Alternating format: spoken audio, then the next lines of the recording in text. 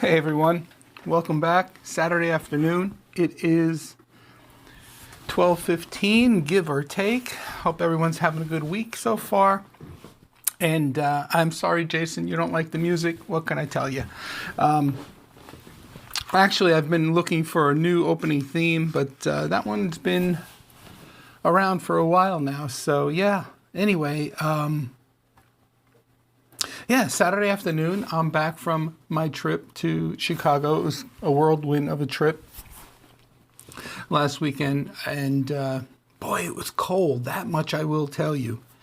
I wasn't ready for it. I really don't own any winter clothes anymore. When we moved out of New Jersey, got rid of all the winter coats and parkas and things like that. Fortunately, my wife took up crocheting as of late, and I did have a nice warm scarf that she had crocheted me. So that came in handy, and I do have a wind-breaking type vest, that's pretty much all I had. So we get there and get off the plane, and it's 37 degrees and snowing. And I don't know why, because I grew up in New Jersey, but I have to tell you, being down here now for several years, they always say when you move to the south, your blood thins out. And God, 37 degrees in Chicago, combined with the snow, was freaking cold. I mean, a hell of a lot colder than 37 feels here when it does get to 37. So anyway, I'm back. It's 62 degrees here today, so I'll take that. Let me go over to the chat now and say hello to a couple of people that are here. All right, so let's see what we got. I know Jeremy popped in earlier. He's working today. He probably will not be here, but I thanked him for popping in. Let's see. Tim is here. Tim says hello to everybody. Hope everyone is having a good weekend. Welcome, Tim. Glad to see you here. Joe is here, Tech for Fun. Good morning, Joe. Welcome. David is here. Welcome, David. Yes, you made it on time. Glad to have you here. Jason is here, and Jason does not like my opening music. And Joe says, not Canadian enough. I love it. Alonzo is here. Welcome, Alonzo. TVJ is here. TVJ says the music is awesome. It gets you ready for a good time. I hope so. 37 degrees. That is a heat wave. Well, not when you're not used to it, I guess, my friend. Alonzo says, was caught with the flu in New Jersey, back home in South Carolina. Wow. I'm sorry to hear that. Yeah, it's lingering this year, they say, if you get it. I wish you well, my friend. I hope you start to feel better soon. Snowing in Connecticut, 33 degrees. Wow. You guys can keep that white stuff. It's 27 where Jay is, and you're wearing shorts. My kind of guy. When I worked up in New Jersey, again, living there that whole time, I used to go to work in 10-degree weather without a coat. I used to park my car, walk from my car to the office, which was a good little walk, without a coat. It didn't bother me. It really did not bother me. I mean, what the heck? We rode motorcycles in 10-degree weather during the winter. We call that our polar hog rides every Sunday. So, I guess I was just used to it. But now, no more. Jeremy says, can't stay, but I'm here for a couple of minutes. Well, welcome, Jeremy. Alonzo says, my wife caught the flu in New Jersey, back home in North Carolina. Oh, she is still sick. Okay, I thought it was you. Well, still, I hope your wife feels better, Alonzo, soon. You could play Rush or Triumph, but that would likely get you a copyright strike. Yep. David says, I spoke to my son about 30 minutes ago, and he is hoping for snow in your town. That way everyone stays off the roads. So Yeah, oh, it's great. So they're talking about tomorrow, the possibility of some snow flurries. They've been brining the roads since Friday afternoon. It's been all over the local news. And I mean, if it does snow, it's usually like not even an accumulation and it melts like so fast. But like they just don't know how to handle it here. So yeah, I think that's I think it's comical to watch the news. They're talking about going to the supermarkets and making sure you get your bread, your eggs, your milk. I'm like, really? Seriously, folks? But yeah. Joe says, I got food poisoning yesterday, long night, hopefully coming out of it now. Oh, wow. I hope you feel better, my friend. Ugh. Nothing worse than food poisoning. Yep, that's what we call them, polar hog rides. We'd usually be about 20 or 25 guys would assemble on Sunday mornings at 8:30. And we'd all take off and we'd ride until about 1:30 in the afternoon. So, yeah, it was a little crazy now that I look back at it, but can you ride the motorcycle? Can you ride motorcycles in the snow? I don't advise it, but one of the polar hog rides, we did go out, and it started to sleet while we were out, and that was nasty. We were coming down a mountain, and it was sleeting, I guess, in that area for a bit, and about 10 guys went down, just lost control of their bikes. So it's probably not suggested. I wouldn't recommend it. TBJ says, my friend moved to Durham and was confused why everyone was flipping out about an inch of snow. Exactly. So, Alonzo's here, so before I forget, let me do this. Now, Alonzo sent me an email earlier during the week and asked me if I could share a list of gear that he has for sale. So I'm going to bring that up to the screen now and then drop a link to it as well. But let me just see if I can get it up here. All right, so he's got a bunch of stuff for sale. The page is flipping on me here. He's got an Optiplex 3070 Micro. He's got a Raspberry Pi Model 3B. He's got a bunch of SFP modules, a couple of netgear pieces of gear, an Edge switch, a Ubiquiti Edge 16 150-watt switch, a couple of APC smart UPSs. Alonzo, I don't know if you got my follow-up email, but I may be interested in taking both of those off your hands. But anyway, you can contact him. His email address is in the document. I'm going to post a link to this document. Actually, there is a link to that document in the description of the live stream. It's shared up on my Google Drive as a PDF doc. And what I'll do is I'll put a copy of that Google Drive public link in the chat now. If anyone's interested, just reach out to Alonzo. So, Alonzo gear for sale. And there's the link for anyone who's interested. And again, if you're watching this after the fact, it's going to be in the live stream description. So, PE for doers. David says, Joe, I get upset just seeing food out for more than 30 minutes, yet alone a buffet. I am very particular about what I eat. Yeah. Especially when you start to see things like fish and cheeses left out in the heat, things like that. Yeah. Alonzo, you are very welcome, my friend. And like I said, if you didn't get my other email, check it out. I don't know exactly where you are in South Carolina, But if there's any way we could potentially do a meetup, halfway point, and maybe grab lunch and, take the gear off you that way, that would be great. Because I imagine the UPSs are pretty heavy and they're going to be a nice, pretty penny to ship. So, but anyway, we'll figure something out.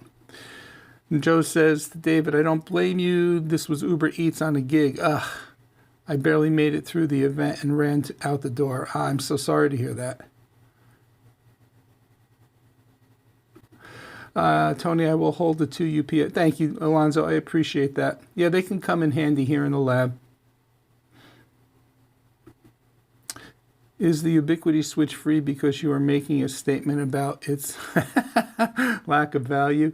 I'm guessing that's the same switch that I had, that I gave you, Joe. Not that it's the same switch. Alonzo bought his own, but it's quite a few years old now. So I just imagine he doesn't have any use for it anymore, but it's still a solid piece of gear.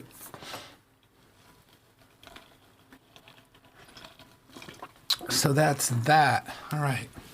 Yeah, I didn't want to forget that. So again, if you're watching this at a later time, the gear list will be a link in the live stream description. You can download it. All right. Let's see.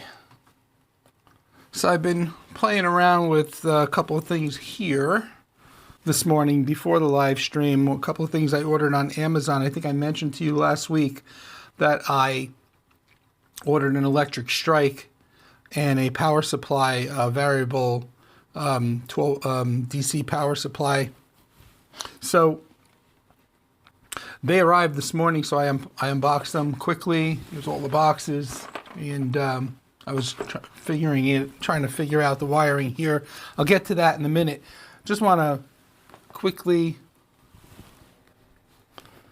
mention my my little excursion to Chicago real quick. And as you guys know, I mentioned last week that I don't like flying. I don't particularly care about flying. I do it because I have to, but trust me, if I could drive everywhere in the world, I would. So we get on the plane, we get to the airport, and I find out that the flight's delayed. It was on time the whole time, checking the American Airlines app, but I get to the airport, which is 15 minutes from my house, and it's delayed. And the reason it was delayed is it was coming in from Chicago, and they had hit bad weather there. It was like I told you, it was snowing there, and they had to de-ice the plane, so it was delayed. So now we're delayed because it's not in Wilmington to take us back, right? So we get on the plane, we board, we back away from the gate, and we stop. And now we're sitting there for a few minutes, and the captain comes on the radio and says, folks, we have a problem. We're going to be pulled back to the gate. We're going to be a little bit, like I mentioned earlier, they had to de-ice the plane in Chicago. Well, the captain proceeds to tell us, now we're on the taxiway in Wilmington, that in Chicago they couldn't get the right engine started, and that ground crew had to manually start the engine for them. And now, right about now, I'm thinking, get me off this plane. Well, then what does he proceed to tell us? He proceeds to tell everybody, and we're having that same issue now. We cannot get the right engine started. And, yeah. So when you're not a flyer, you don't want to hear those things. I don't know why they tell you things like that, unless there's been a law passed recently where they have to disclose things like that. I don't know, but I personally don't want to hear that crap, especially not being fond of flying. All right, so I get there. Flight was good. In fact, the captain briefed us and said, we're probably not going to do cabin service because seatbelt signs are going to be on the whole time, and want to keep the flight attendants safe, keep everybody safe. So I apologize for no cabin service, but it was a really bumpy ride coming over from Chicago, and with the weather, we anticipate that going back. So, again, not building up my confidence here, but the flight was fine going out. It was smooth. He opened up cabin service, so we got our little, bag of pretzels and stuff like that. So anyway, I get there, I'm safe. Coming home Monday, get to the airport. It's an 8 o'clock in the morning flight. On time. We back away from the gate, and the same thing happens. We stop, and now we're sitting there. Different plane, different captains. Comes on the air, and he goes, folks, we're going to be pulled back. You can't make this shit up. I swear to you. We're going to be pulled back to the gate. We're having a problem. We can't get either of the two engines started. And ground crew is going to come and see if they can start them manually for us. And I'm just sitting there going, that's it. No more live streams. I'm not going to see my wife. I'm not going to see my family. I'm not going to see my friends. This is it.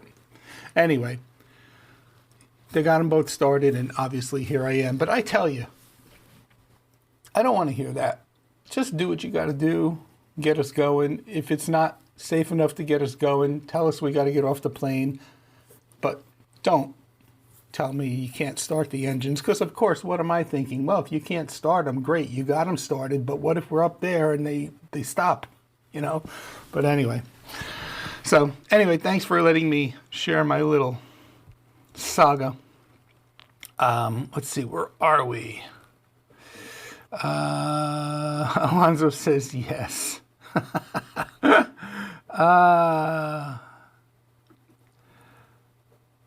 I'm trying to see the name. Olympus Net. Hello from Greece. Well, hello. Wow. Okay, Greece. Glad to have you in the house. Welcome. Mr. Tim Tech. Oh no, as you need that when you don't like flying. Yeah, exactly. David says, Tony, when I was a security consultant from 1994 through 2009, I flew all over the world, nearly 500,000 miles. Now I have trouble with my wife not understanding why I hate flying. Yeah. Yep. At least 5% of my flights were delays or cancels. Yep. Yeah, really, you just can't make this shit up. So, anyway, all right, so let's see how we doing here. We have, let's see, 8 viewers, 5 likes. Thank you very much, folks. We have a poll going. Please weigh in on the poll. We got 13 votes on the poll so far. Are you currently using a reverse proxy on your home network? Yes or no? So I am considering adding Nginx proxy server to my network, only for the simple fact that I used to run Synology DNS server on the Synology box. And when I switched over everything to GrandStream recently, I stopped using the Synology box as a DNS server, and I started using AdGuard Home, which is fine. However, it doesn't solve the security SSL certificate issue, and it doesn't solve the forwarding to the ports for particular services. So, been watching a couple of videos on the different reverse proxy options that are out there, and I think I'm going to play around this week with Nginx proxy server, because from what I understand, it'll give me the bridge that gap with being able to forward the ports to access the services, but it'll also allow me a wildcard certificate so that I could use the same certificate for all of my internal services. I already have a domain where Cloudflare is handling the DNS from when I was playing with Cloudflare a while ago, so I can use that domain and go in and figure out how to create the token and stuff like that. So that's going to be a project for this coming week, I think. That's why I was asking about the poll of how many of you out there are running a reverse proxy server. So Anyway, thanks for weighing in on that. All right, so what do I got here? So what I have here is got a couple of things from Grandstream this week. And one of them was the GDS 35. This is, I'm trying to get it so it's not glary for you guys. 3525. This is the 3725, if I'm not mistaken. 3725 facilities video station. Now this is big. This is a big unit. It's heavy. It's made out of metal. It's IP66 rated. It's IK10 rated. But this thing is a beast. Now they have two other models. We're going to look at the spec sheet so you can see the other two models. But it weighs almost 4 pounds. It is huge. So you can see the front of the 3725 has a keypad and buttons. It's got the camera up top. It's got 2 microphones on the back. It's powered by PoE, so that's a nice feature. And then it's got the terminals for adding like alarm systems. And right now I have 2 wires connected for the electric strike so that the device could act as a relay. Let me show you what else comes in the box. So you do get the quick start guide.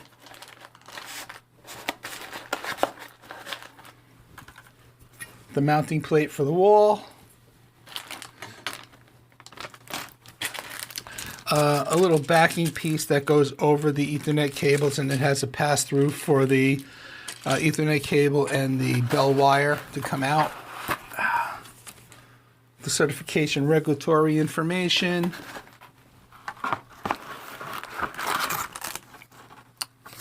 Mounting template, which is nice. A card, and I believe it for NFC, I mean. Mounting hardware.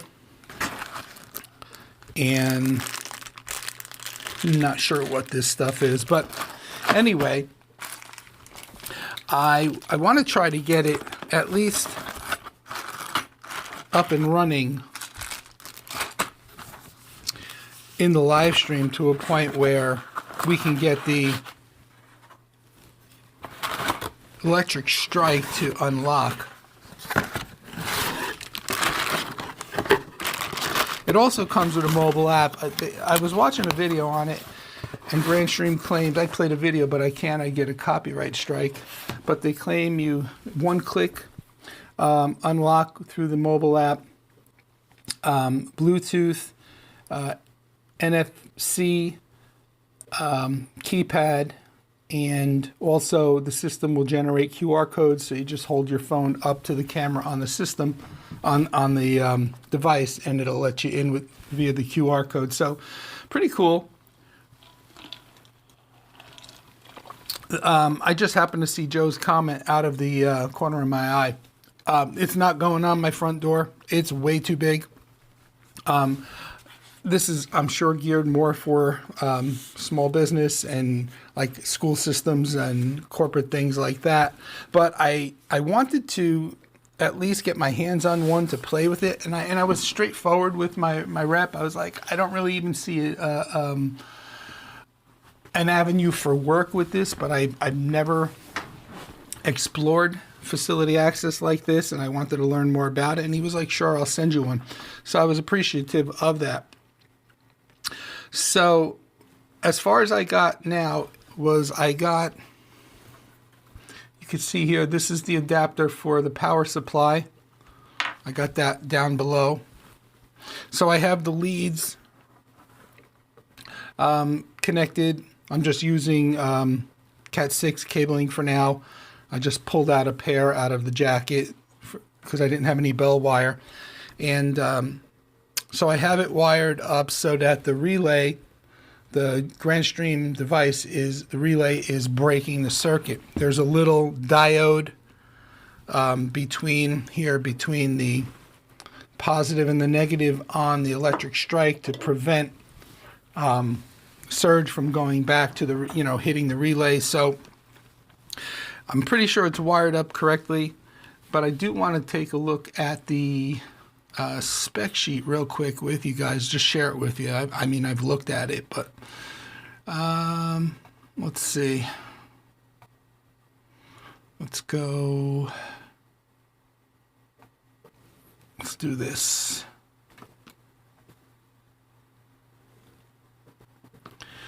All right. So, yeah, and Jay, I know you were saying you were interested in this. I don't think Haley would want something this big on the door, but the smaller one might, work. I mean, they will work just as a doorbell with the mobile phone app. So, but the mobile phone, to use it with the mobile phone app, it's going through their cloud relay, and they claim it's encrypted end to end. But you could view the live view through the mobile app.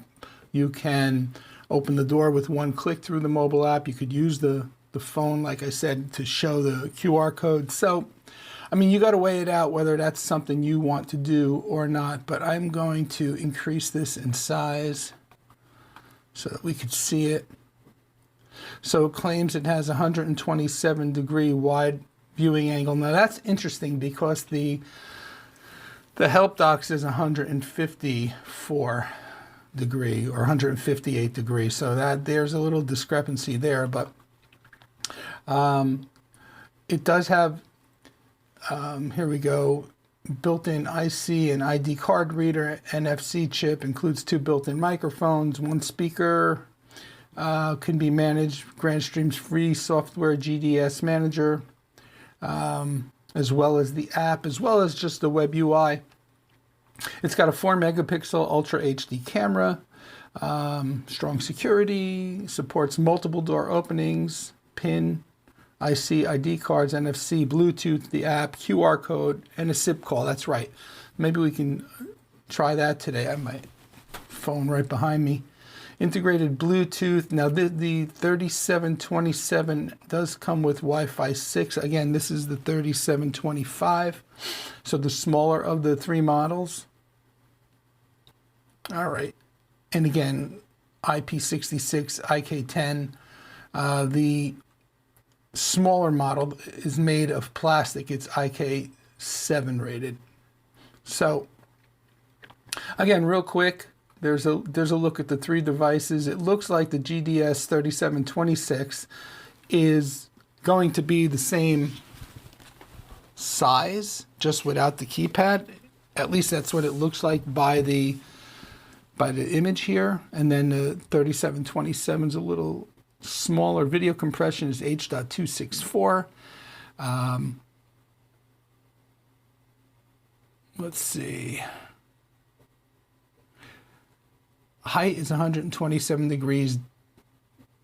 Let's say 127 H by 70 degrees V by 152 degrees D. It's got a light on the front of it, 1920 by 1080, 30 frames per second. Let's see, anything else? Bluetooth 5.0. Takes snapshots that it'll send right to the app. I believe it takes a couple of snapshots from what I was reading up. I think 4. This is also very new to me, so I'm going through this with you. Yeah, so there you go. So it could support up to 5,000 RFID numbers. So it's a pretty hefty device. It's definitely built for business and corporate. All right, so what I want to do is, let me just go back to the comments real quick. I want to get logged in and take a look at the interface. Joe's asking, how's the outdoor switch working? That was a great video. Outdoor switch is working just fine. It's perfect. It's not GrandStream, so, but it was a nice addition to my home network. And Fast Cabling is such a great company to work with. Yeah, it's definitely a large intercom unit. Too big to be Wi-Fi approved. Exactly. It is massive. Where are you thinking of using it? Oh, I don't know that I'm going to use it. I may even just send it back to them, in good faith, because I just wanted it for hands-on, for learning. We do mostly residential work. I could think back in the last couple of years, like 3 times where we did small business stuff where something like this would have come in handy. But I don't see in the coming future that there's going to be a call for me to be doing this kind of, work. Yeah, it is massive, and I don't understand. We talked about last week the difference in the size between the U-Light, not the U-Light, the UAP AC Light and the GWN 7672 access point. And I don't know why Grandstream's gear is certain gear is so massive, and then there's certain gear that's not. Like the GWN 7670 Wi-Fi 7 dual band access point is about the size of the UAP AC Light. So I don't know. Let's keep going. Yeah, Lisa's not going to like that on the front door. Not at all.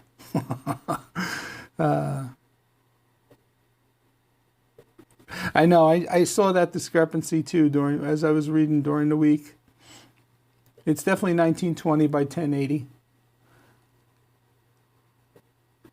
Yep, the small one has Wi-Fi 6 dual band. This is Alejandro. Are there any upcoming Grandstream Wi-Fi 7 APs for ELR distance? Good question. I don't know.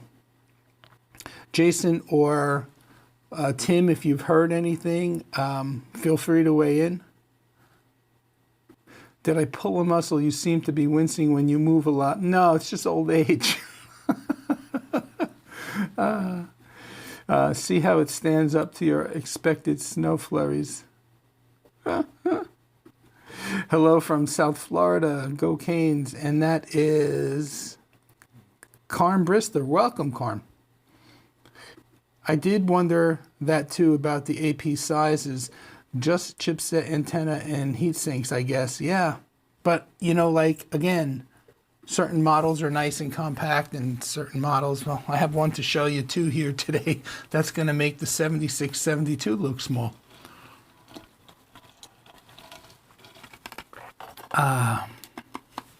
All right. And Tim is saying, in response to the other question, he hasn't heard of any ELR APs as yet. Yep. Yeah, like I said, I haven't either. But, all right, let's do this. Let's go here. Let me bring the device login screen up. Let's go here and here. Let's go here. So this is the login page for the door station. I've had it plugged in via PoE for a while, so I was able to pull the address from my router. So default, like every other Grandstream device, it's admin and the password.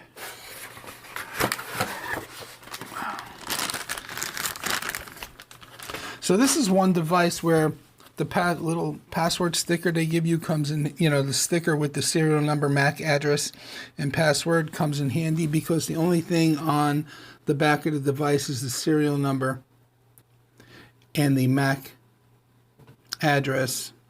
So, got to get the password off the little sticker here. So,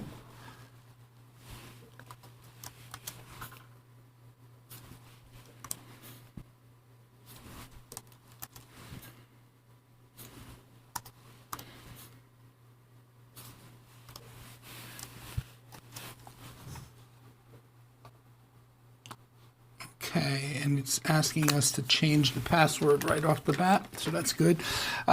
Tim or Jason, have you guys, Jason, I don't know if you're still here since you didn't like the music. Have either of you guys had your hands on any of the facility management systems, facility access.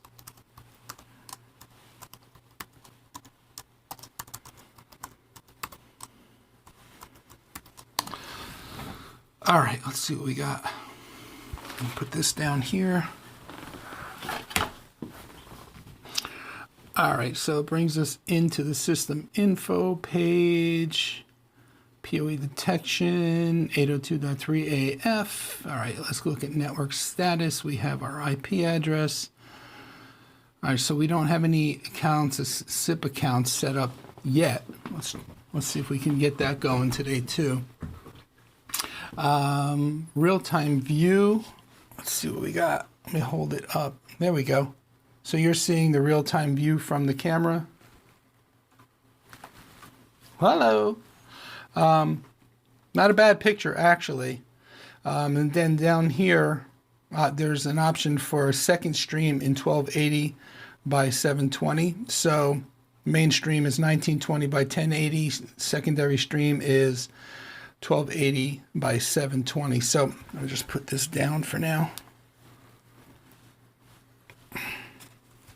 Sorry, didn't mean to make you dizzy. Looking at access controls. All right, so under basic settings, you got a couple of tabs across the top. Access control settings, doorbell settings, open door settings, manager key settings, and keep door open. This is, I think, for admin purposes. Not keeping the door open after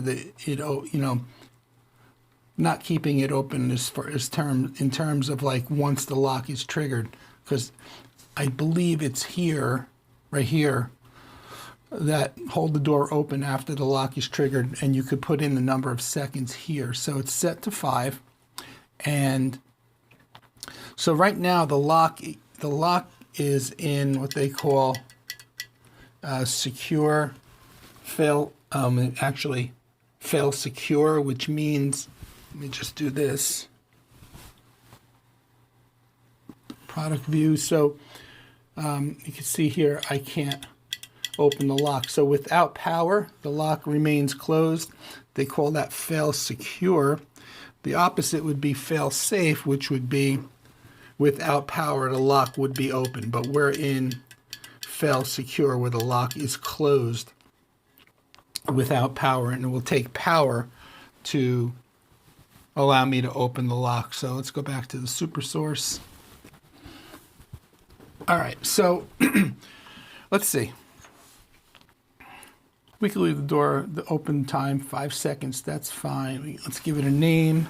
I don't know, let's call it front door for lack of a better word. All right, let's see what else. That's in relay out 1, which is, I believe, the way I have it wired. Local relay, so there are other options, web relay. And honestly, I don't know what these others mean, but I'm going to stick with local right now and say save and apply. And then let's open door settings. I want to use a pin, right? So let me give it a pin. Leave it set to daily. Make sure we want door 1. Now I guess we can enable guest pins where everybody has their own pin versus unified pin. Everybody uses the same pin is what I read about it in the documentation. Okay, so we're going to say save and apply. So theoretically, if I should be able to put in, I got to power it up. That would help. So let me turn on the power supply to 12 volts. I love this thing because I can go incrementally all the way up to 24.4, but I'm going to just pick 12. I'm sorry you can't see it. The extension cord, the plug that it's plugged into, the cord's not long enough. So I got it on 12. Here's the plugging in the power, and still locked. So theoretically, if I put in, let me get out of this screen here. If I put in the code now,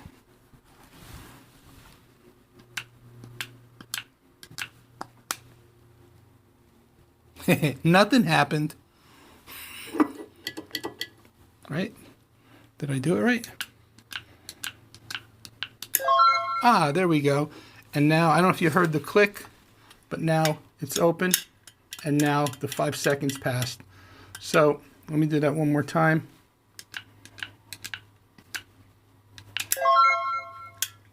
See, it's open, and that's it. 5 seconds, and it's locked. So, cool. So it means I got it wired up correctly. The first time what I did was I hit the code, which for now I just put in 1, 2, 3, 4, and then I hit the green doorbell. That didn't work, see?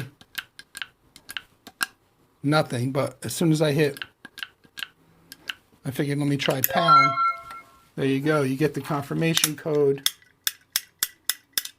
And then there we go, it locked back up. So I didn't know you had to hit pound. I just figured, well, I know sometimes with phone systems, you put in your code and then followed by pound. Let me try it.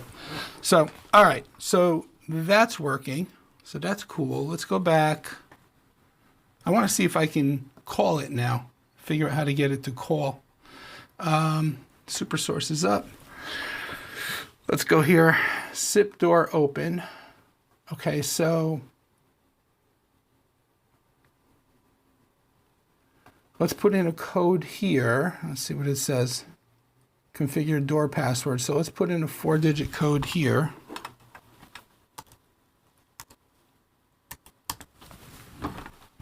For door 1, let me say save and apply. And I think when I read, I also have to do the DTMF. So let me do that as well. Save and apply. But I have to set up a SIP account.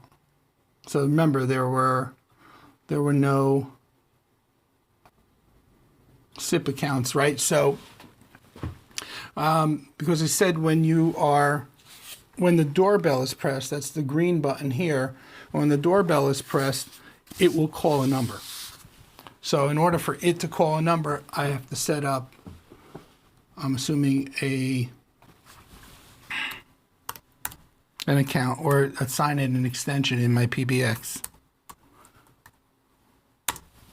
So let's do that. Let's see how this works.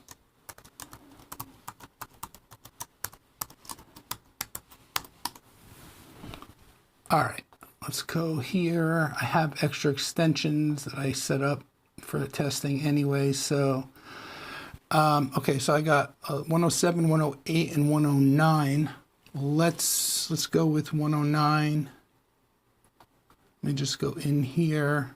Let me see if I can copy. I can't copy the password, but I think I know what it is. All right, so let's get out of there. We'll try it. If it doesn't work, we'll go in and we'll look at it. All right, so that's that. So I got the password. Let's go back into the device now, and let's say account 1. Let's make it active. We'll call it 1009. The SIP server is 172.21.2.2. The SIP user ID 1009. The SIP authentication ID 1009. The SIP password. I don't think that's correct. Let's do this. I'm not sure if this is the right password. Let's try it. Let's save. Let's go back to the PBX and see if we're registered. We are not registered. So let me go off screen for a second and check the password. Ah, okay.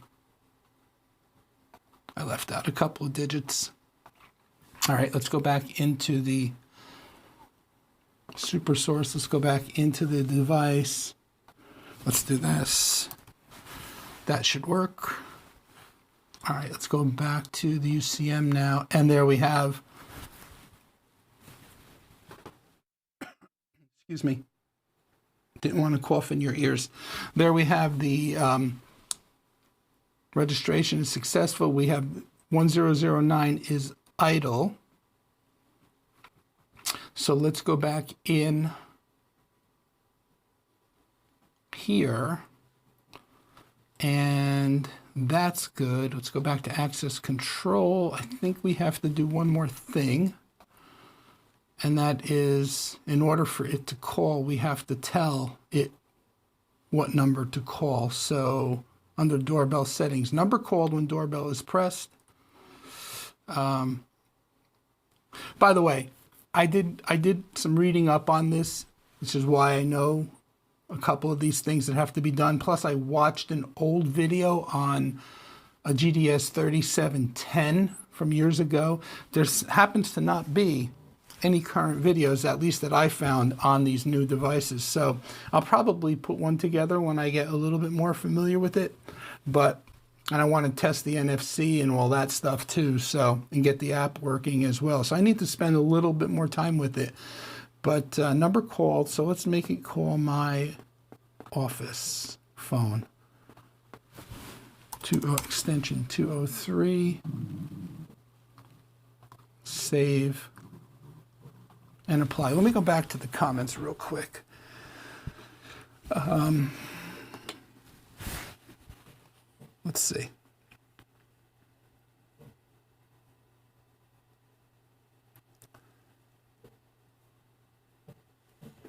David is saying, did everyone else hit like? Thank you, David. I appreciate that.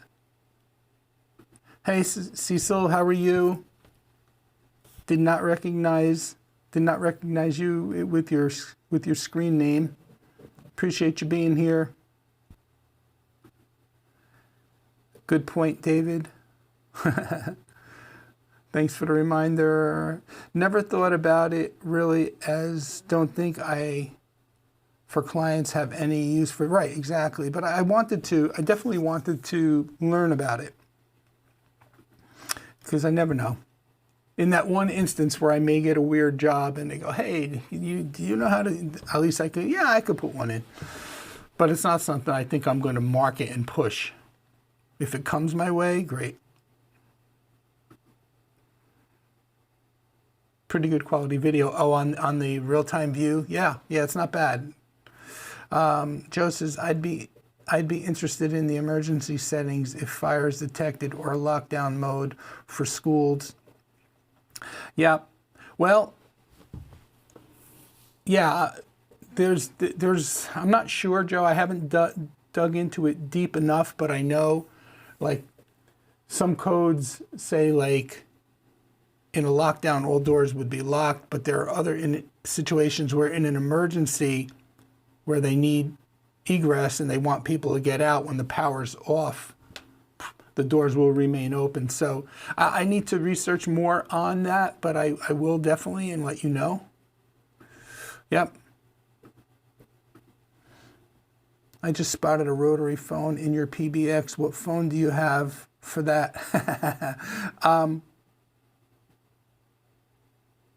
Do GrandStream PBX support SMS? I believe they do. I just don't know how to set it up at this point. But I'm pretty sure they do. Tim, can you confirm? The rotary phone is an old phone, an old desk phone with the dial on the front. In fact, Joe gave it to me. I forget where he got it, but it was an old hotel phone. I believe it was a 2-line phone. I could be mistaken. But it works, and I have it connected to the UCM with the GrandStream ATA.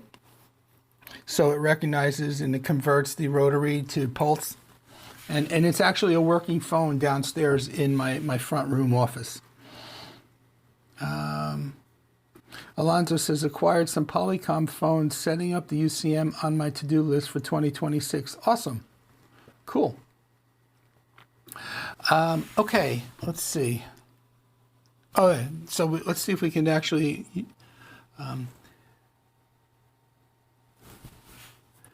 Alonzo says use an ATA analog to digital with UCM. Correct. That's exactly what I'm doing.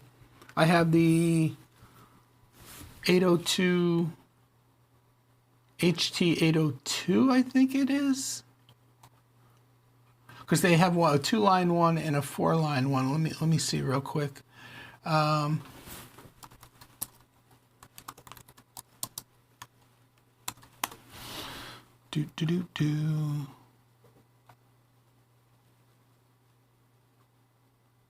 Yeah, this is the one I have. Hold on. Let me get this off the screen. So I have the Grandstream 2FXS port analog telephone adapter to HT802, but they make a single version of this. I think the 801. Let me see if I could find that.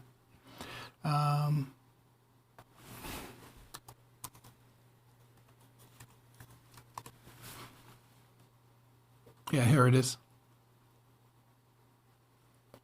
So it has a single port, but for the price difference, might as well get some buck and change difference. Might as well get the 2-port. But all right, so let's do this. Let me press the doorbell and see if it calls my phone. That'll be the first step. Oh, look, on the screen, you can see the number being called. Hello? Hello? The speaker's pretty nice. Let me see if I put in the code.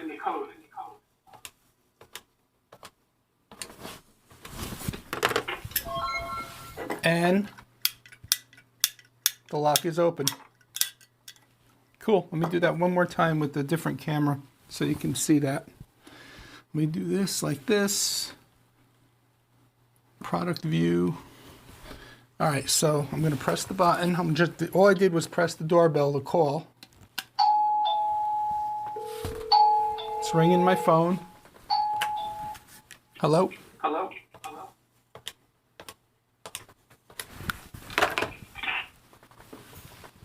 Oh, that time it didn't do it. Let's try that again. Did I do something wrong? Ringing my phone. Hello? Hello? Hello?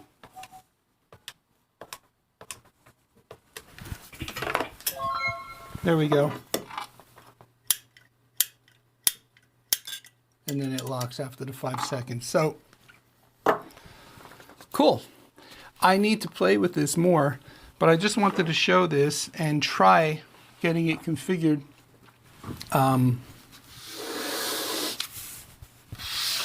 At least to that degree. This week I'll probably, This week I'll probably play more with the, I'll download the app and see what that's all about. Because you can do a 2-way video call.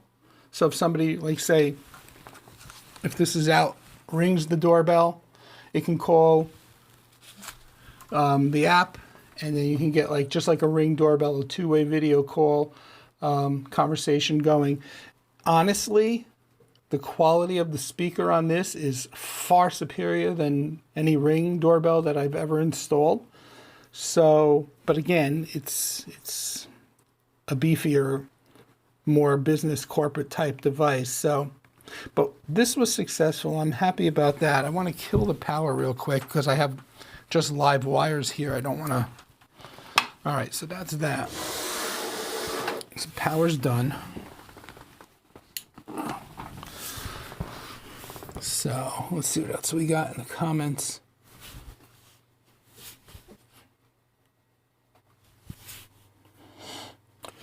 Let's see.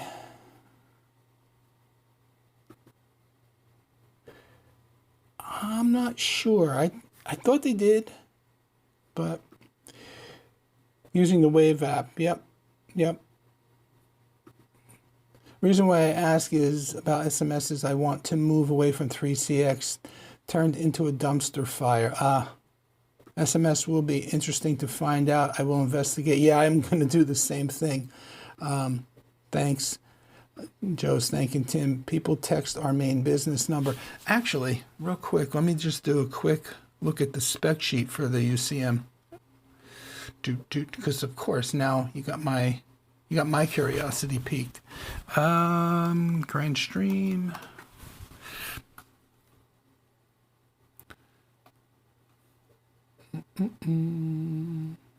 IPPBX, on-premise, product page, UCM 63. Let's do this. Supports up to 3,000 users, zero config, built-in, wave, third party. Let's look at the spec sheet. Let's go there. Let's do this.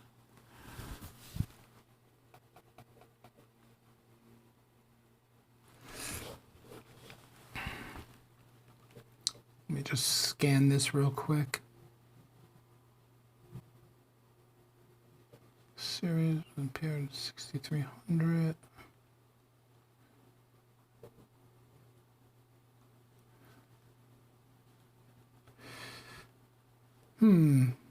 I thought it did.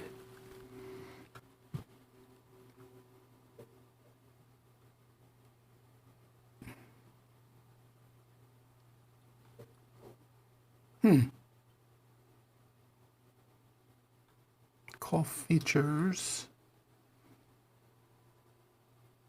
Email to fax. I know it supports faxing because I have mine set up to do that to my printer, my all-in-one.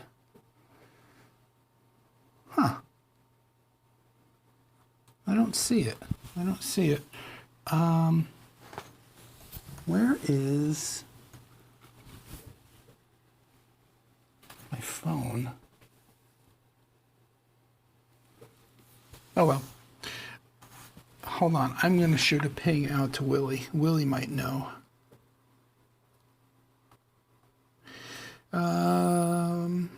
If he answers, if he's around.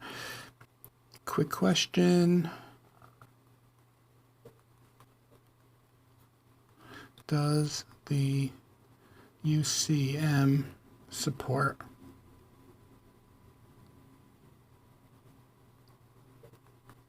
SMS? Question mark. Let's see if he responds. So, all right. We'll find out for you one way or another, Joe. All right, so that's that. Let's see, we got 10 people here.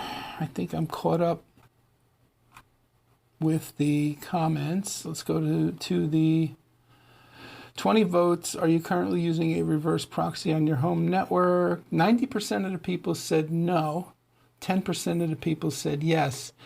I'm actually surprised at that number, knowing the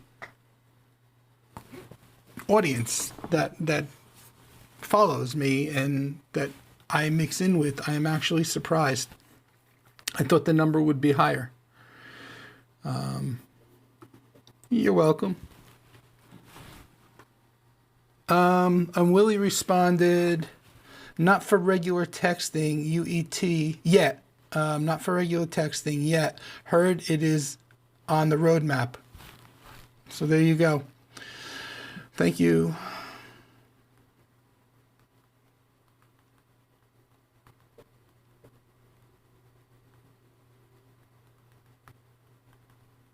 Okay. On the roadmap. I thought it did. I guess I must have read somewhere. Maybe it was coming. I don't know. I thought it did. So my apologies for misinformation. So from what I'm understanding, here's a dilemma that I'm trying to solve with reverse proxy. With the DNS server, I was able to resolve the IP address. Obviously, let's say my Proxmox server, right? Let's say it's at 192.168.20.10, but it uses port 8006. So with the DNS server, if I put in the entry, I could resolve 192.168.20.10 to let's say proxmox.mylab dot whatever to a domain, but I need it to go a step further and be able to use the domain name to forward to the port 8006. That's where Nginx reverse proxy will come into play, because it will do that. So if you set up the DNS resolution in the DNS server, for example, either Pi-hole, or I was using Synology DNS, or now I'm using AdGuard Home for the last month or so. You set up the IP name resolution, the DNS record, in whatever DNS server you're using, and then Nginx proxy takes it that step further and will take that and point it to the port.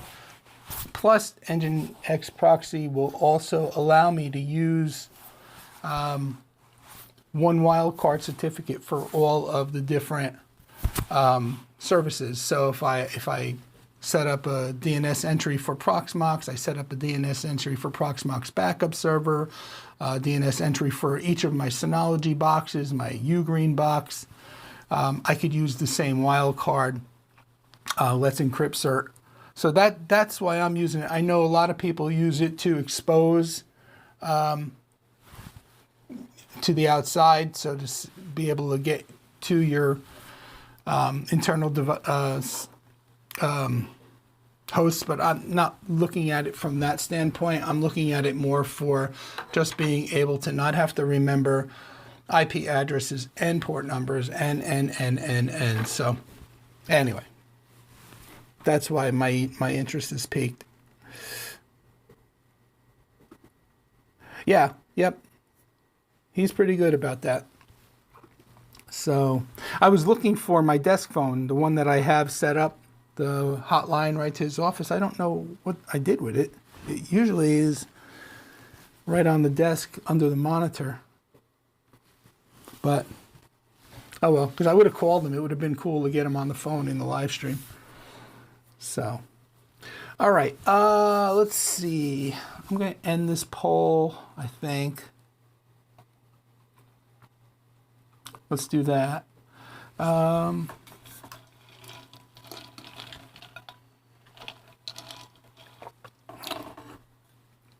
Okay, next week, I'm not closing up yet shop, but I know usually I talk about whether or not I'll be here next week towards the end.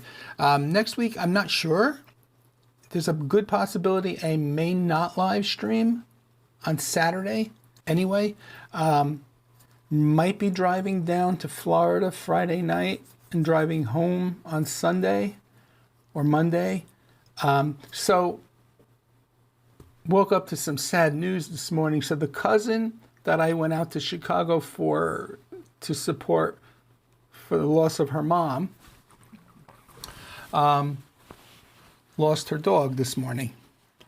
And he was young. He was only 8 years old, and he was big.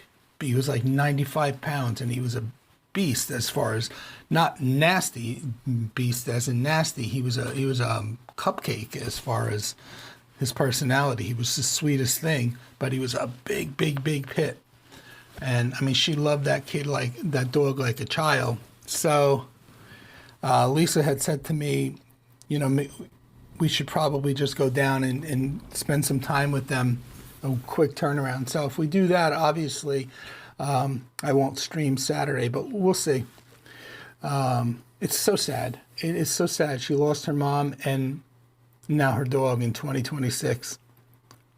So all within 2 weeks. So yeah, my heart goes out to them. But anyway, so it was on my mind. I thought I'd bring it up because I'm like, again, it might impact my live streaming schedule next Saturday. So we'll see. All right, so that's that. So I'm happy with at least the progress I got to where I got the doorbell working, the video station. I wish it was smaller because I would use it on the house, although I'd have to figure out how to get it wired and conceal all the wirings now that the house is done and it's a brick house. So that'd be a bit of a challenge. But yeah, I wish it was a bit smaller. So, all right. I might have a use for it. I have a friend who just opened up a storefront. So maybe I could see if he would be interested in, and we can get it wired up that way. Well, who knows? If I do, I'll videotape it. All right.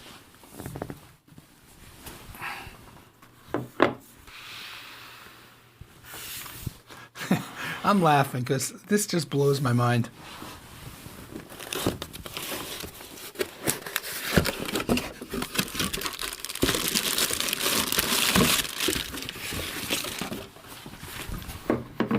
Okay.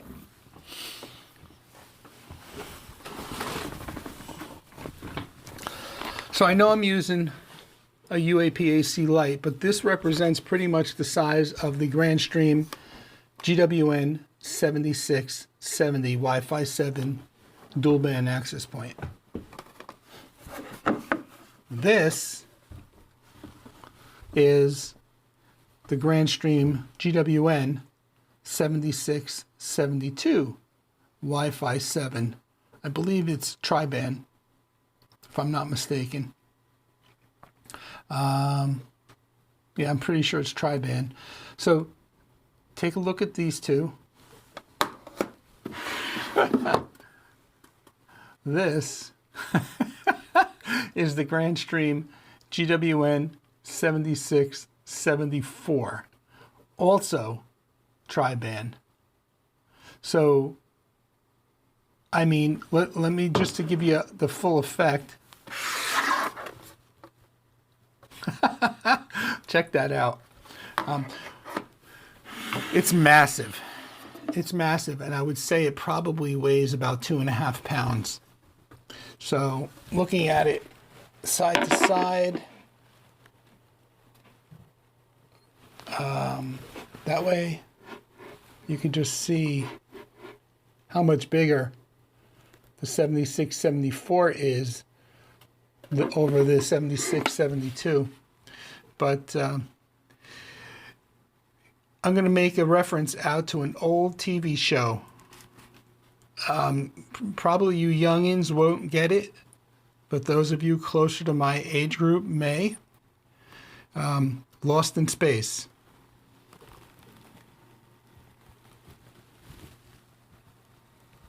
See if you get the reference.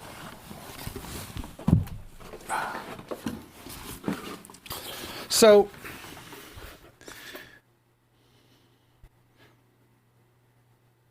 it has, let me just show you this here.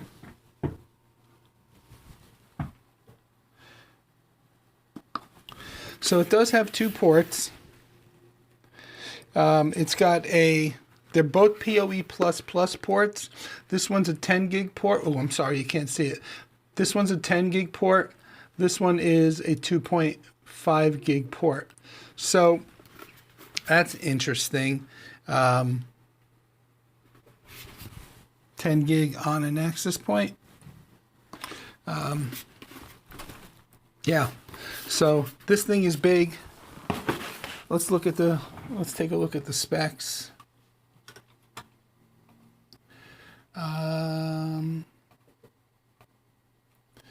Let's see.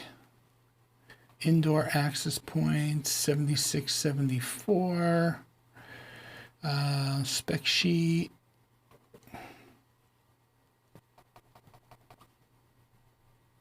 All right, let's do this. All right, let me bring it down a notch. There we go. Wi-Fi 7 access point, speeds up to 21 gigabits per second, ideal for demanding environments. 4x4x4 multi-user MIMO, 5G and on 5G and the 6G band, so it is tri-band. 2x2x2 on the 2.4 gig band. Let's look here. 175 up to 175 meter coverage, supports, again, these are all stats, but supports up to 768 concurrent Wi-Fi client devices. QoS, a lot of the typical Grandstream security features. Self-power adaptation upon auto detection of PoE++, so it needs PoE++ to fire up. And then it has its own embedded controller, can manage up to 50 access points. Other devices like the other access points could be managed with GDMS networking and GWN Manager on-prem. Antennas, it's got 12 built-in antennas. Well, that explains the size. 2 by 2.4 times 2, 5 gigs times 4, 6 gigahertz times 4, and Bluetooth 1. So, and then scanning times 1. So 1, 2, 8, yep, 12 antennas built in. We talked about the MIMO, frequency bands, channel bandwidth, supports the 320 megahertz channel. Let's see what else. Coverage range, 175 meters, Bluetooth 5.3. We talked about the networking ports.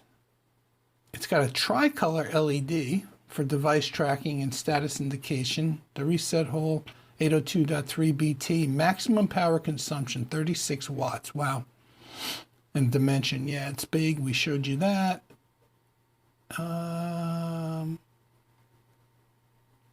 Yep. Total of 48 SSIDs, 16 per radio. So yeah. It is one big puppy. So anyway, thoughts on that. Let me see what the comments say.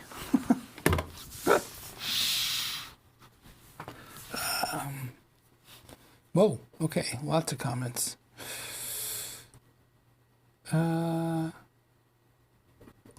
You know, Joe, it's funny. It's scary how much we think alike. I thought about it. I really did. And then I thought, well, in a power outage, unless I use fail safe, which is in a power outage, the lock will disengage. The way it's set right now in fail secure mode, in a power outage, I would be locked out of my office. So, let's see.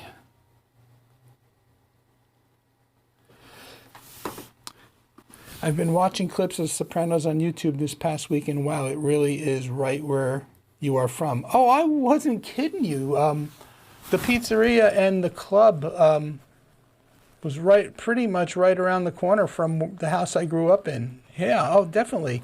That's why, like, when I took you into that that Italian market where we had lunch that day, I kind of felt right at home. But if you had taken me into a place like that in Connecticut, I would have felt like, ooh, a little intimidating. But yeah, definitely right where I was from for sure. Yeah, it's a personal pie. It's the size of a personal pizza. Yep, exactly. I didn't even see your comment, Alonzo. I just responded to Joe's. Getting closer to a medium pizza with the last one. Yeah, unbelievable. Tim says, oh gosh, that could really pull my ceiling down. Yeah, drop ceiling without the proper supports for sure. Oh my God. Yeah, even with 9-foot ceilings, it would still be pretty noticeable. So, yeah, I would not get away with putting that in the house. I might get away with putting the 76, 72 in the house because it's not all that much bigger than the access point that I had up there. In fact, let me grab that one and show you the comparison before I put up the 7670. I have it over here.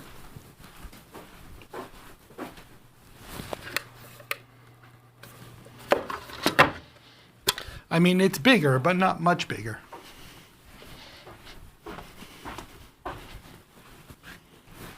Okay. So, this is the 7670, and this is the one I had up there. So, I mean, totally different form factor as far as shape.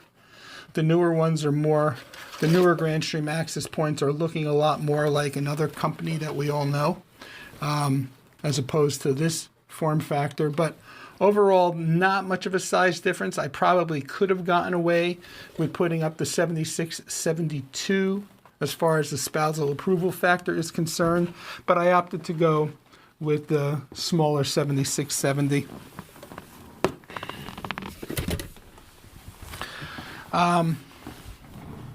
I was just about to say, did anybody get the reference to Lost in Space? Will Robinson, danger, danger. Yes, these things look like the Lost in Space Jupiter 2, their flying spaceship. Good job, Tim. Good job. Okay. I would love to see Lisa's reaction if you told her that's going on the ceiling. Maybe I'll try to catch that on video and just send it to you in Signal. That might cook the pizza too with the radiation. Yeah, for sure.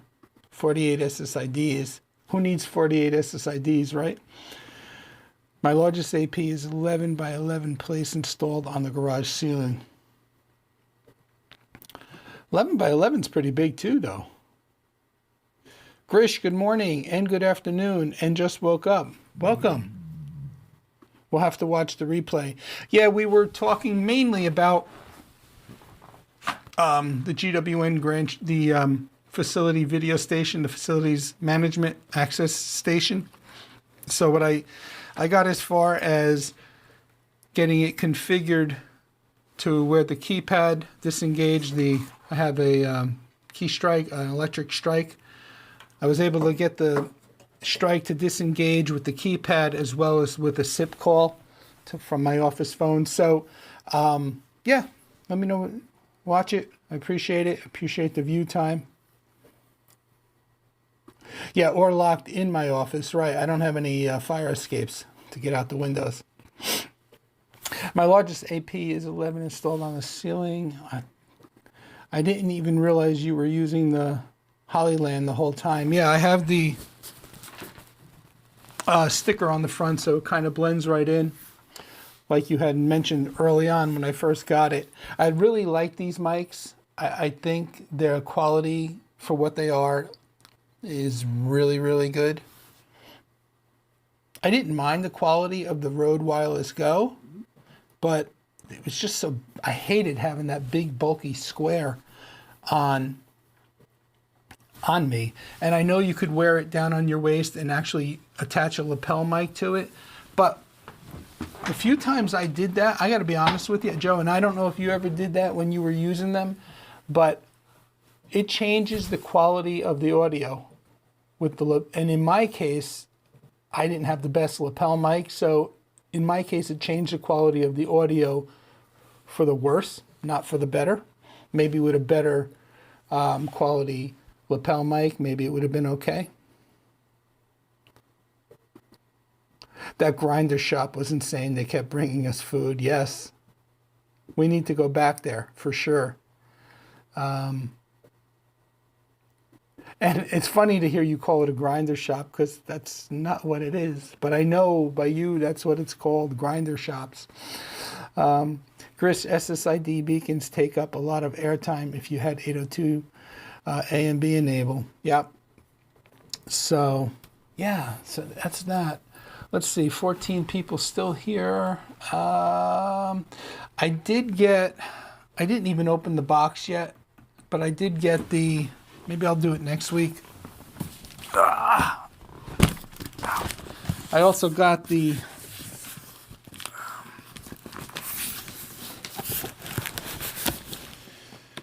GWN 7806 PL Pro switch. This thing is heavy. I'm going to put it over here for now. I'll look it up. Let's do that.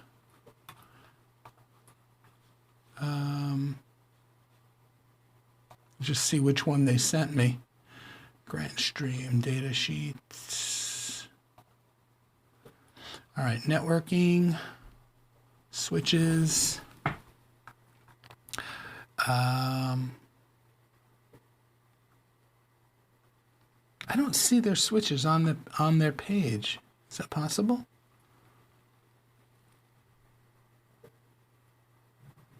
Huh. Am I missing something here? Network switches. Network switches. So we got layer 3, 7810 and 7820. It's not unmanaged. These are the aggregation switches down here. I don't see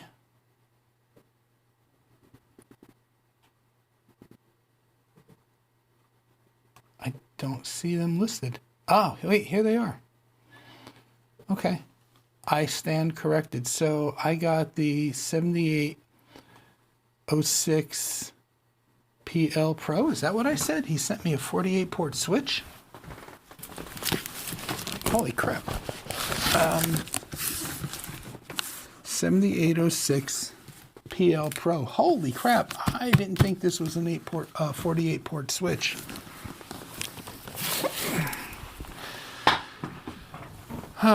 So, just off the top of my head, from what I remember, I know they increased the, put a more robust processor and RAM, and I know that they included faster SFP plus ports. I just don't know. What I want to do is do a side-by-side comparison. Maybe I'll do that in a spreadsheet during the week with these specs of the 78, here it is over here, 7806 PL Pro. I'll go through the spec sheet this week, compare it to the original 7806, the 48 port 7806P switch, and just see what the differences are, what makes these switches pro versus their regular line of network switches. So, but 6 SFP plus ports, 512 mega RAM, total non-blocking throughput 108 gigabits per second, switching capacity 216 gigabits per second. Let's see.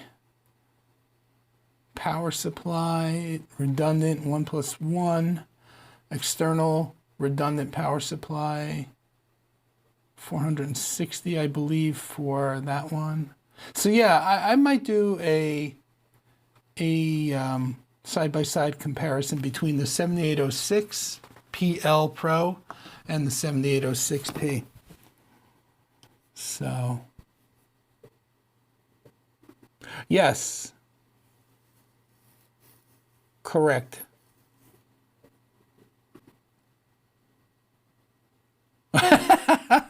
Matt, could you imagine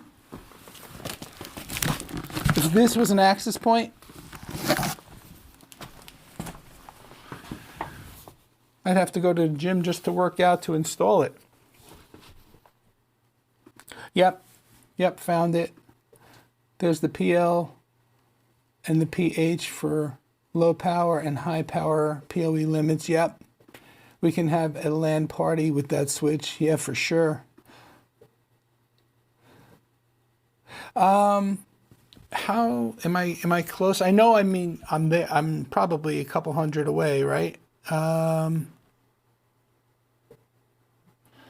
Yeah, right now I'm at 29,412 total subscribers.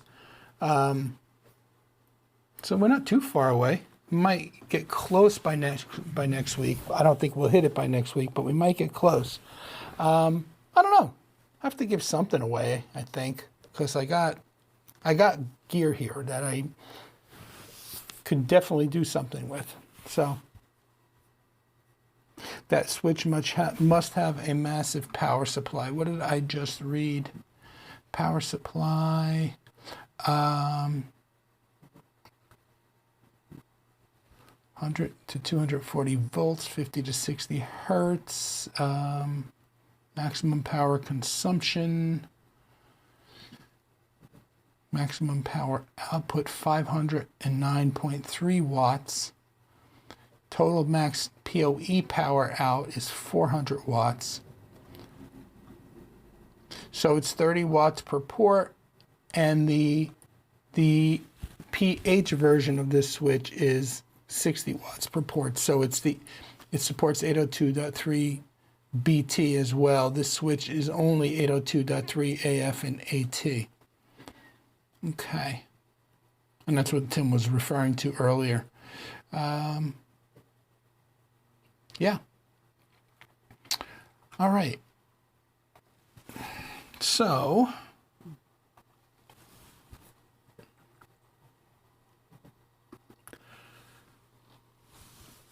well, it's interesting you say that, Tim, because the original GWN 7806P was a noisy SOB. I mean, like, unbearable noisy, like I wouldn't want it in this room or even in the closet upstairs here. I tried changing the fans on that, had no luck with that. So since they sent me a 7806PL Pro, I think I'm going to compare it to the specs of the 7806. But that was my exact sentiment, was to see if they've done anything to improve the noise of the fans on that model. I don't think the 7822 is noisy at all, do you? Yep. So, where are we? I want to go over the weekly poll. I got a couple more things to go over with you guys. How are we doing on time? Holy shoot. An hour and 28 minutes already. I started up the polls again. I was going to wait till February, and then I said, well, why wait? So we have only 2 polls to look at, and one came out this morning, so we pretty much should look at that one next week. But we have 151 votes on this poll here about how your passwords are handled.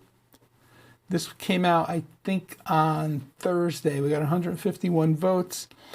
Password manager, same password everywhere, written down somewhere safe, pure memory, and I hope I remember. Again, I didn't want to cough in your face. 72% use a password manager, 8% same password everywhere, 11% written down somewhere safe, and 9% pure memory, basically aren't doing anything. Okay, and got 9 likes on that. Got 2 comments. Alonzo said, I trust my document on a shared non-internet facing machine. Okay. And then I have this comment here. Sorry, none of your business. I gotta love people, you know.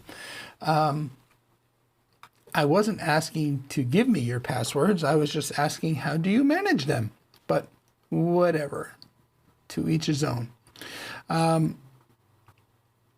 This one says, do you use 2FA, which is released this morning? 33 votes only so far, but it seems like on everything possible is the popular answer. So we'll double check on this one next week during the stream, if I stream. So, and if I know I'm going to Florida, maybe I'll pick an alternate day before I go. I don't know. It'd probably have to be in the evening, though. So that's that. Now with, let me go down to Proxmox. Didn't do much this week new. I added Bento PDF, which I think I showed you guys one time in an earlier live stream, but it's running with the stripped down, I want to say bloat-free version, no marketing, nothing, no sales pitches, no ads, just strictly the tools, and it's running in a Docker Compose. So that, I think I added that during the week. I added this Windows 11 Pro. Speaking of debloat, debloated ISOs. This is Windows 11 Pro that I downloaded from Mr. Tim Tech. He shared it on his Google Drive. He did a video this week. I'm going to drop the link to the video in the chat. If you haven't seen it and you're interested in, well, actually, just watch it because Tim does good stuff. But if you're interested in downloading a Windows ISO without any bloat, he has a UK version and a US version, and I launched it, I installed it, and it was running extremely well. So thank you for that, Tim. The link to the video is in the chat, and he created it with the Chris Titus utility, which I know Jeremy has spoken about quite a bit in past live streams as well. So what a godsend to have all that crap out of Windows, I have to tell you. Not that I use Windows a lot, but and then earlier today, before I started playing with all this wiring up here, I used my template, my Ubuntu template to create another VM for Nginx reverse proxy, but it's not set up. I mean, it's just literally the clone of the template. So this week I'll play with getting Docker installed on it and getting Nginx up and running and see where we go with that. So that's pretty much all as far as an update with Proxmox this week. So the virtual machines that I do keep running for use on a regular basis, AdGuard Home, Image, which I'm still running in parallel to Synology Photos, almost like in a testing phase, and it is working. I mean, it is working well. The mobile app works great. So, and then Home Assistant and Bento, those are the four VMs that I run all the time. And then obviously, if I do get up and running with Nginx reverse proxy with all the DNS stuff that I want to do to streamline the network, then I'll have that one running all the time as well. So that's my update there. I did make some progress with Home Assistant this week. I got the inner smart plugs that I talked to you about a couple weeks ago, and they are working just fine. They were able to go back to here again. They were able to get installed in my Zigbee to MQTT very easily. I see them in my dashboard, but the big thing I was having problems with, the third reality, was I couldn't see them in my dashboard, even though they were installed here in the Zigbee to MQTT. So the other problem I was having with those other smart plugs too was I couldn't create automations with them because they weren't appearing as entities or devices in the automation. So these are working, so I'm very happy with that. The next challenge I have is, and it's not so much from a smart home perspective as it is more of a mechanical challenge. Lisa said to me this morning, I would love, our pantry closet is adjacent to our laundry room, and it's a big ass pantry closet, but there's no light inside. And she said, I would really like to have a light in the laundry room so that it would come on when I open the door. Of course. What did I think of right away? I'm going to get a sensor, I'm going to get a light, I'm going to create the automation so that when the door opens, yada, yada, yada, right? And utilize Home Assistant even further. Well, the problem is, I don't see that piece as the challenge as much as getting the physical light in there and installed, because there's no electric in that closet. So I have to figure out how I can get a light installed in there so that I can then, do what I got to do from a smart home perspective. So the mechanical side of it will be trying to figure out how to get electric to that ceiling in that closet. So that may be another project in the coming weeks. But I'm excited to do that because it gives me another reason to use the smart home stuff. And she's actually asking for it. Like, it's not like it's some, like this morning she said, oh, I see one of those plugs is plugged in by the light by the coffee pot. We have a little desk lamp, like smaller than that one over there, on the counter next to the coffee pot under the top counter cabinets. So I have it go on every morning before I get up and shut down like 2 hours later. And she goes, oh, I see you have another plug now made it to my kitchen, she goes. But then in the same breath, she asked for the light that automatically opens up on when the door opens up. So I'm going to take advantage of that. The only other thing I could think of is, do they make like strong enough battery operated lights that I could integrate with the smart home sensor? Then I wouldn't have to run any electric, but I'm not sure if that's the case. If you guys know of any, please let me know down in the comments or signal me during the week. So that's that. Bento, we did Alonzo's gear list. We did I shared Tim's video, showed you the Grand Stream gear that I have so far, and that's I think that's pretty much what I got for today. Let's take one more look at the comments. Tim says, I'm waiting for mine to arrive. Do you know what you're getting, Tim? Did he tell you which switch? I didn't know which switch I was getting. So I knew I was getting the doorbell because I asked for it. I knew I was getting the 7674 because he told me he was sending me that. All he told me from the switch standpoint was, I'm going to send you one of the switches, but he didn't tell me which one. I was thinking I was just going to get one of the smaller, like 16 port or whatever switches. So yeah, the 7822 is virtually silent. That other switch, the 7806P, the real loud one, yeah, that was definitely a corporate server room environment. There's no way that was for a home use. There's Tim's video. You're welcome, Tim, my pleasure. Alonzo, you're welcome, my pleasure. I'm excited to get those UPS units from you. There's no outlet in the closet, no. So the closest outlet is about 6 feet away on the wall behind the washer and dryer.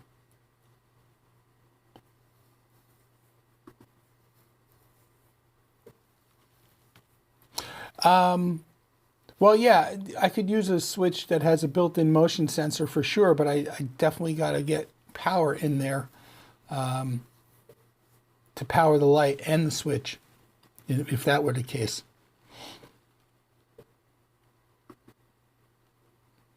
There you go. Yeah. My original smart home experience was, I don't know, I want to say back in the mid to late 90s, X10. Do you guys, anybody ever heard of X10?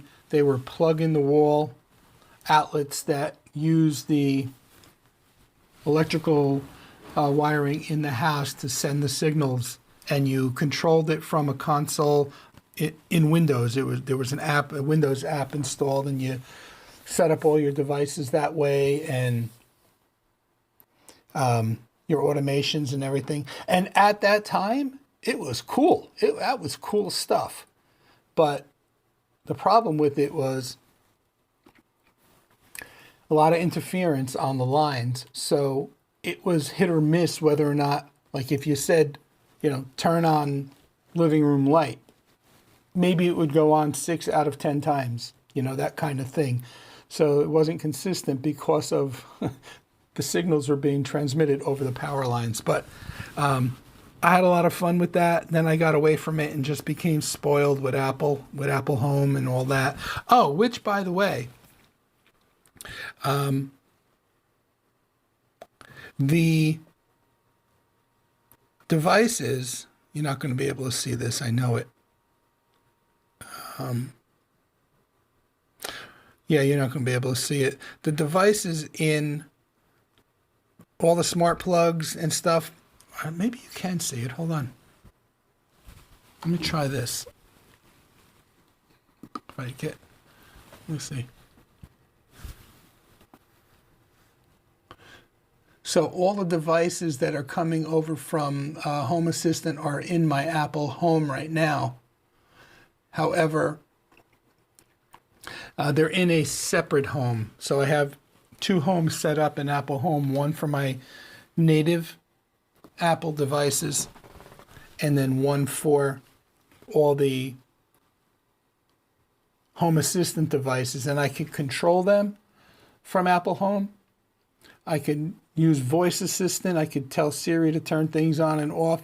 The one thing I can't do on the ones that are coming in over the Apple Bridge, the Home Assistant Apple Bridge, is can't create automations for those imported devices from Home Assistant in Apple Home. Got to do the automations on the Home Assistant side. But if I wanted to just do a simple on-off, it works. And it works with voice assistant, so I'm a happy camper.